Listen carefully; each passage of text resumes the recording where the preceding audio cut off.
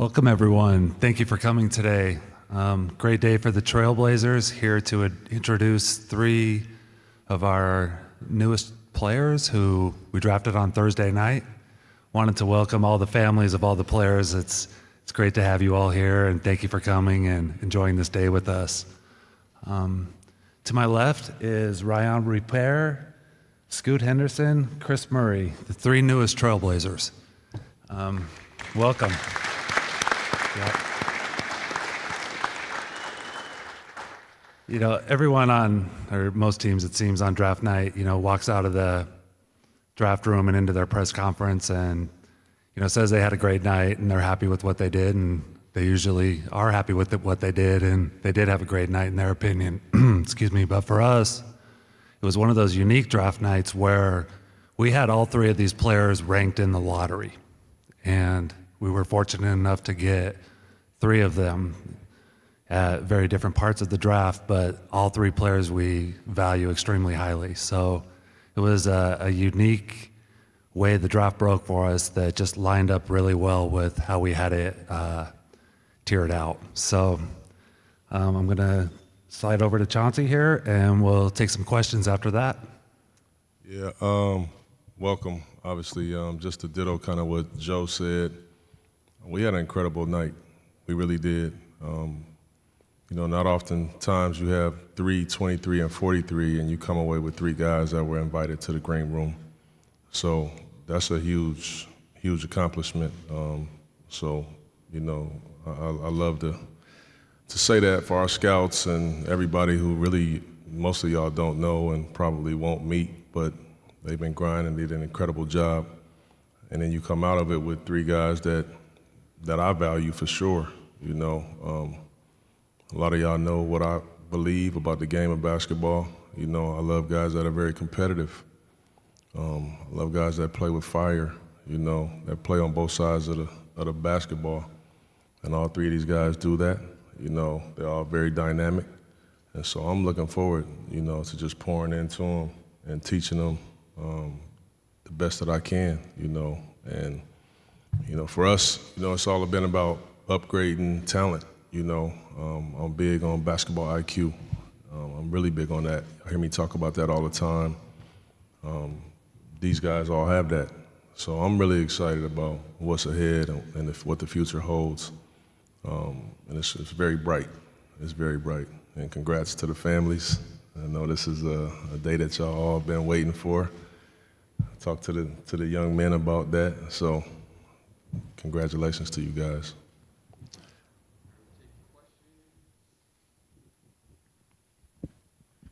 Scoot, when was it the first time maybe that you really felt like the NBA was a real possibility for you, or when did you kind of recognize that like this is really something I know I can do? I think when I was in high school, around going into 11th grade, we had the gym next week 360, but that's where it really started to lock in, and I realized my dream was closer than I expected. I got the opportunity to go to the Ignite, and I just maximized my opportunity, and I'm blessed to be here in Portland. This is for Joe. You talked the other night about Kris falling to you guys. You just mentioned that again. Can you sort of walk through what was going on in your room with everybody when you saw him starting to fall? Mm-hmm. A few weeks prior to the draft, started getting a lot of calls about pick 23. Like, I could tell the league was starting to really evaluate and start to figure out the depth that was here in this draft. So there were frequent calls for really the 2 weeks prior about our pick and teams wanting it.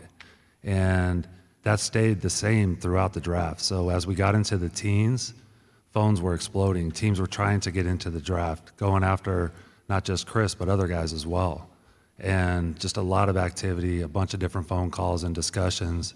And I think, mentally we had Kris really high on our board, and, you see 5, 6, say we're at pick 18, 17, we're like, man, he can't get that far. And you just, you're just hoping and rooting. And at a certain point, it just, we consider ourselves fortunate that he got to us. But on the other side, Kris, how were you feeling when you saw your name fall? And then ultimately, how'd you feel when the Blazers drafted you? Yeah. kind of the whole thing I've been doing in this process is just being patient. So definitely draft night is a night where it can be stressful for a lot of people, and for me, just kind of being patient. I knew that I'd end up with an organization that would be a really good fit for me, and the Blazers took that chance on me, and I'm excited for it too.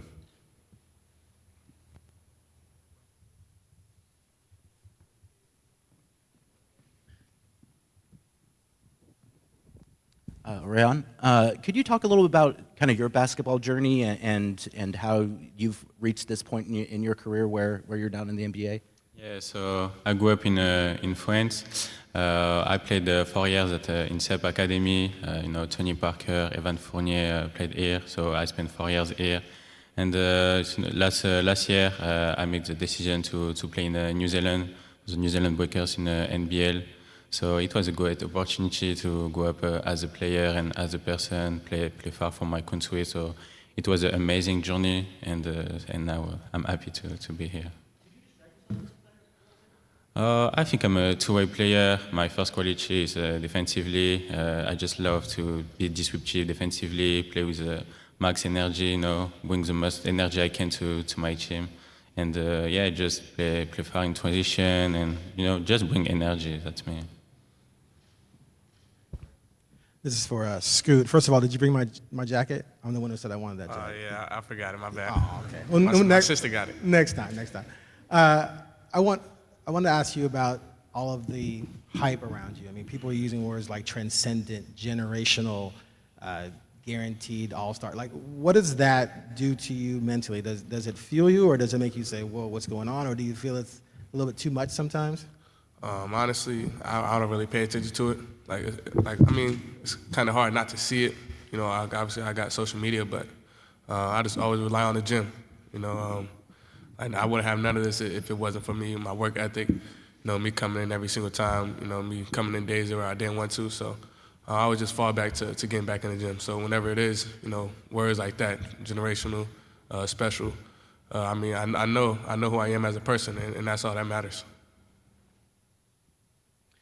Rayan, first, can you say your name for us so we know how to say it correctly, first and last? And then Nick Batum has tweeted out a couple of things about you. Obviously, there's the connection there with France. But what is your connection with him personally? And because he was here for so long, is he somebody that you can rely on to help your adjustment to Portland? Yeah, no, Nick Batum is like a big brother for me. He called me yesterday. And so I know him since 10 years. I did a camp, and I finished MVP on this camp. So I spent 10 days with him when he was in Charlotte. And when he called me yesterday, he just said a lot of good things about the organization, the people here. So and I like his game. I try to learn about him on the court and off the court. So it's like a big bro for me. Oh, so in French we say Rayan Rupert, but it's hard for the English person to say that. But you can say you can say Rayan Rupert. It's hard for me to say in English, but Rayan Rupert, you can say that. Let me hear you say it. Let me hear you say it, Trav. Yes, Good job, pretty good.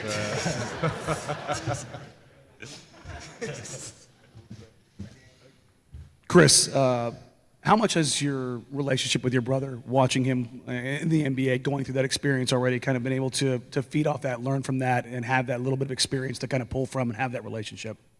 Yeah, it's definitely a unique experience. When your brother, who you're really close to, gets to go through this whole process, and I kind of get to see in the shadows last year just kind of what it all entails. So just little things I learned from him, just kind of, especially like not on the basketball side, what is important too. Just kind of how you take care of yourself on and off the court. The biggest thing I learned from him is just kind of just kind of do the same thing every single day. Don't change who you are. And he had a really good group around him last year too, to kind of help him as a rookie, just kind of get used to the environment, used to the game.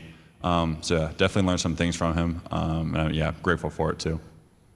And then for Scoot, one of the things that I've heard from great players over time is that when you come into the league with this kind of label, you have to, it's not just about you, it's about what your impact is kind of going forward. You're responsible for other guys. Have you thought about that process of kind of getting that mantle and not just being responsible for your own growth, but eventually being kind of a franchise cornerstone?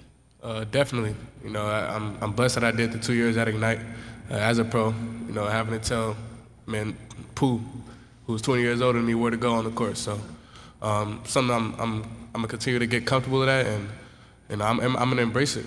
You know, that's the thing I could do, embrace that, and embrace that. You know, I got a lot of responsibility, but you know, it comes with just the work ethic. Like, I always go back to that. You know, I work on things like that. You know, just talking and little stuff like that in my game that I think I can really go far in. Scoot, over here. Hey. I had the chance to get to talk to you when you came through on your workout, so just let you know this is going to happen a lot. I'm going to have a lot of weird questions for you, so let's just get it started today. The grill has become a whole thing. Can you explain to us what the story behind it and why? It's awesome, but why? Thank you. The grill, I always wanted a grill, so when I had the opportunity, I'm like, okay, it's the perfect night to. And then the colors on it is basically the color of my siblings and my parents' birthstone.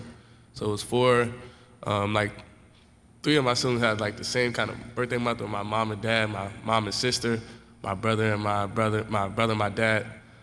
So it's like four colors, and then just the fangs. Yeah. There's really no story behind it, but I just always wanted it. I think that's a great story. And also, it's interesting because when we talked and then I watched you on draft night, the consistency is talking about your family. Why are they so important to you and how have they helped you? They got me to where I am today. They molded me into the man I am today. And, there's no other way to repay them than, just continue to say thank you and just trying to find different ways to say that. Just hopefully they know how much of an impact they had in my life. There's been plenty of people in my life, but they have always been my foundation. And you can't do nothing without a foundation. It takes a village. This question's for Scoot. Welcome to Portland, way in the back, man. Thank you. ODD, can you explain what that is, what that means? ODD means overly determined to dominate. I made it up when I was in the car, but I was just trying to find a slogan that represented me and something I could put on everything. And basically, just being able to dominate the day, being able to just basically words that describe me as who I am as a person, and I'm overly determined to be the best version of myself, overly determined to help people around me and impact everybody's life, and that's what it is. It's a way of life. It's not just things on the basketball court, but also being a great human being, being a great business partner, whatever the case may be, but just being overly determined to dominate the day. See your family rocking the 00. Was there any backstory to that number? Did you pick it, or was it just handed to you? Honestly, I picked it. I seen the roster, and obviously 0 was taken, but 00 is kind of came full circle.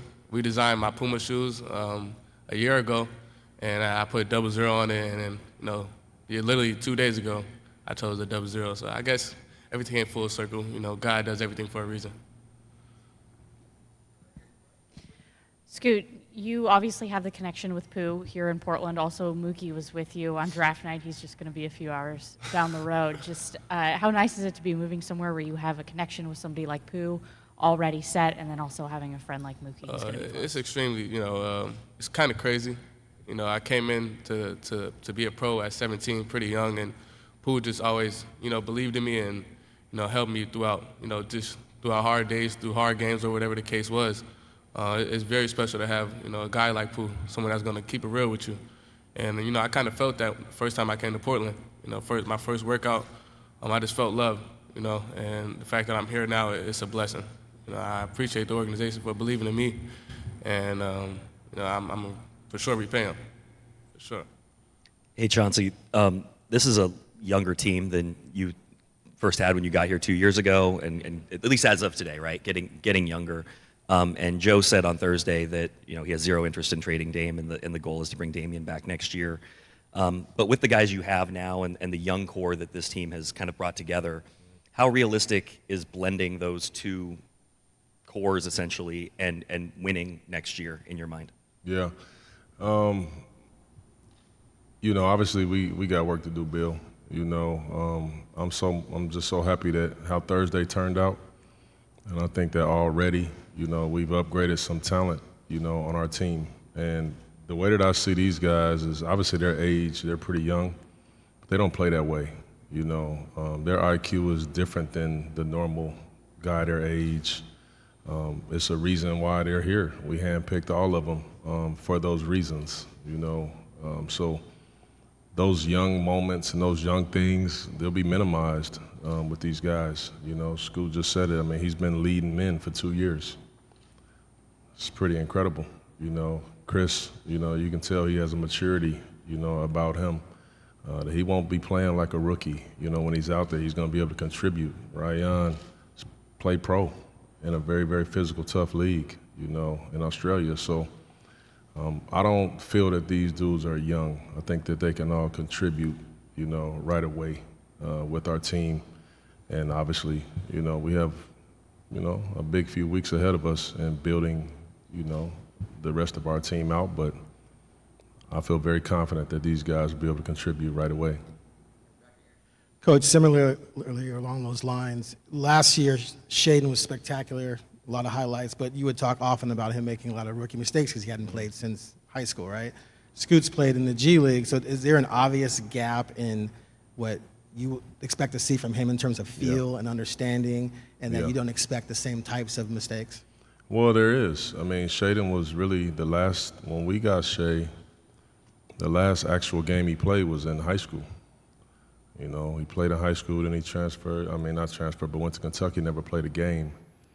And then he didn't play in summer league. You know, he got hurt, so he missed some very valuable time to learn the game and learn how we play. He ended up catching up, you know, at some point during the season. I thought we did a good job of kind of speeding him up, but that's not going to be the situation with these guys. They're coming from playing some very important minutes, some very important basketball. So, again, we did a good job of targeting the right type of players, that we knew that learning curve wouldn't be as big. So we're in good shape, man. Kris, you seemed to make a really big jump last season. Could you talk about kind of that growth from your sophomore to your junior season, and maybe how your game didn't change, but maybe you were just maybe able to show more of your game on both sides of the ball? Yeah, I think last summer was big for me, just the opportunities I got and just being able to grow every single year. That's kind of something that the University of Iowa, especially Coach McCaffrey, like really emphasizes, is just getting better every single year. And I felt like I did that freshman year going into my sophomore year and then sophomore year to my junior year. For me, it was definitely just kind of honing in my skill set and just kind of getting the opportunity to show it a lot more.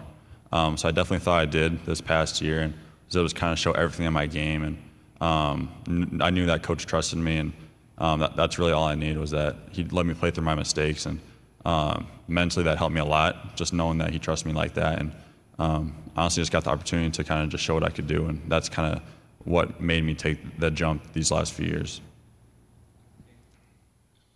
For Joe, just a simple matter of do you expect all three guys to play at Summer League? Yes. And then for each of you guys, for people not familiar with your game, can you just kind of explain through the line just a simple summation of how you expect to impact the team in your rookie years? Personally, I will try to earn my minutes by my energy and my defense at the beginning, you know, do whatever the coach wants me to do to help the team. So that will be what my mentality, and I will keep working on all aspects of my game for sure. I think I could put pressure on the defense in all kind of ways. Coming as a voice, you know, try to lead by example, and gain that trust from my teammates. Then on the defensive side of the ball, just grow in that aspect, and become one of the premier defenders in the league. So. Yeah, I think for me it's just my versatility, offensively and defensively. I feel like I can guard multiple positions and play multiple positions, but definitely my basketball IQ. I just think I'm a low mistake kind of guy, and definitely going to grow with these guys these next few months and just get better. Kris, there's a lot of talk about the youth on this team. You're going to be 23 on opening night. So it's an interesting spot for you that you're older than some of the players that have been on the team for a couple of years, yet you're a rookie with the guys sitting next to you. So in that regard, what do you see a role for you in terms of leadership and learning and kind of blending those things together? I mean, yeah, I definitely think I can help just with my experience. I'm definitely older and was able to kind of see King up through it last year, so I have some experience that way. But I think for me, it's just I've always been kind of a leader by example, someone who I used my voice a little bit more last year, and I think that kind of helped me a lot, just prepare me for the NBA coming up. So I think definitely just having that older presence in the locker room, you could say, will help me out, and I think just help me lead some of the guys like Scoot, Rayan. I think just kind of getting to know these guys a lot more and getting familiar with each other. I think we'll have a lot of success, us three down the road, just kind of become that tight-knit group. Ryan, I know that there's a narrative out there that your agent was actually asking teams to not draft you before the Blazers picked you because they wanted you to come here. What was it like having that all go down and waiting to see if you actually were going to be able to be a Blazer and get here? It was a little bit stressful at the beginning, but on the second one, when my agent told me, yeah, Portland wants you, I said, yeah, okay, let's go. I want to be a Blazer, and so yeah, I was happy. Joe, not to belabor this point, but just because it was left hanging on Thursday, have you heard from Damian since he's been in Europe, and have you gotten any feedback on the draft or his hopes for the direction over the next couple weeks? Last time we spoke directly was while he was in Europe Tuesday, and talked to his agent multiple times every day. We've been staying in close contact. Dame, he's getting back in town, I think, fairly soon, so we'll get together.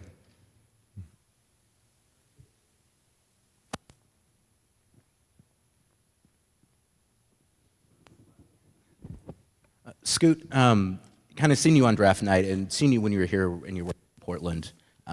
It's very obvious that you have a real joy for the game and an enthusiasm for it. And I'm wondering if you could talk about kind of where you think that might come from or what that feels like. Because, I mean, it seems like there's a real excitement about being Scoot Henderson.